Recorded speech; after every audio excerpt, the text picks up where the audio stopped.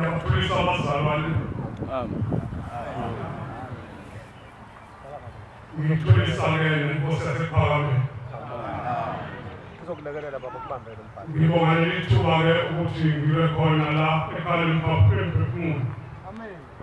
Mina nguNamalala uZuma ngisuka emahlabathini enkosini yakwaMlaba. Ngilapha ngithule umndeni wakithi ukuba ngizonikelela bonke abomndeni asebalala othulini kuwo wonke amacala angohlukana kwawo. Sizobanikelela nje bonke abedlula benamacala, abanye bedlula bethakatha, abanye bedlula beyilokhu nalokhu. Ngeke ngakubala okuningi sikhulumile ekhaya sakubika konke lapha sesizonikela. Amen.